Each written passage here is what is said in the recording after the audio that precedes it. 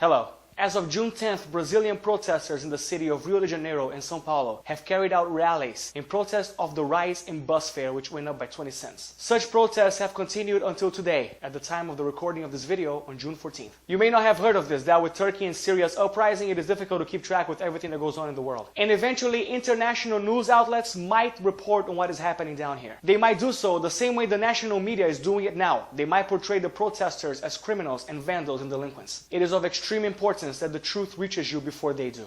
The recent uprising that is spurring in Brazil is not an act of unwarranted violence, and it is not gratuitous vandalism. It is the result of what happens when a society is forced to put up with the ludicrous, nonsensical laws that are created only to benefit the lawmakers themselves, and which result in a wealth and social gap so outrageous it would be cause for hilarity if it weren't true. Some of the policies proposed and approved by our representatives are as follows. And I assure you, as incredible as they may appear, I am not making them up. They are real and they are being exercised right now. Politicians have awarded themselves the privilege of receiving up to 3 extra months of salaries. So after resuming their year's pay in their December salary, they are paid thrice more, as if their year had 3 extra months. And their salary, by the way, is about 17,000 reais per month, while minimum wage stands at 600. Politicians have also awarded themselves privileges for paid expenses, such as air tickets, ranging from 10 to 22,000 reais. Government-provided housing expenses to the tune of 3 to 4,000 reais. Private phone expenses for up to 1,000 reais per month, as well as an amount between 60 and 82,000 reais of spending money, which they then can use in order to pay off whoever they claim is necessary for them to conduct their daily functions. Politicians sometimes take advantage of this by hiring friends and relatives for completely made-up positions, professions that don't exist,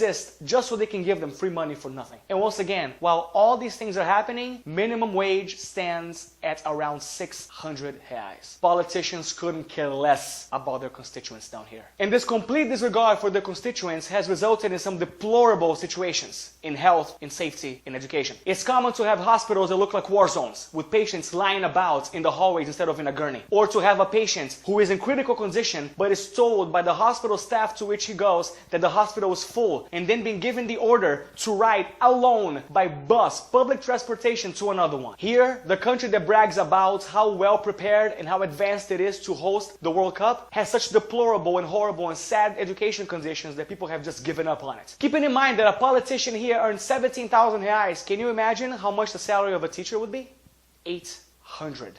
Imagine a person who went to college to exert a profession as important as teaching a generation of children to lead the country in the future, having to only allow herself 200 reais, or rather 200 bucks from your country per week to feed her family. That's how it is down here. And yet the Brazilian capital turns a cold shoulder to all this. While these disgraceful facts still persist and occur, they are building right now, or have concluded building by the time you watch this video, the Mané Garrincha, the most expensive soccer stadium to ever host a World Cup game, at the tune of 1.2 billion reais. 1.2 billion, while people starve in slums and die in hospital corridors. Also, in the subject of preparing for the important events of the World Cup and the Olympics, poor people that live around the areas that are being prepared to host the soccer games of the World Cup and the games of the Olympics have been evicted from their homes in a near Gestapo-esque fashion. The police have marked the front doors of their homes, preparing them to be run over by a bulldozer the next day. And any resident that tries to stand his ground and stay home is being met with crowd dispersion evasion techniques, including gunfire, with total disregard for women and children. And even now, as we speak, a bill is being discussed that will render the Supremo Tribunal Federal, the government body that is responsible for keeping politicians in check, completely useless. If this law is accepted, then politicians will run free and be able to do whatever they wish to without anyone to check on them. This is absolutely unacceptable. It has gone on for too long and people are sick of it. Only this time something substantial can be done, and that is where you come in.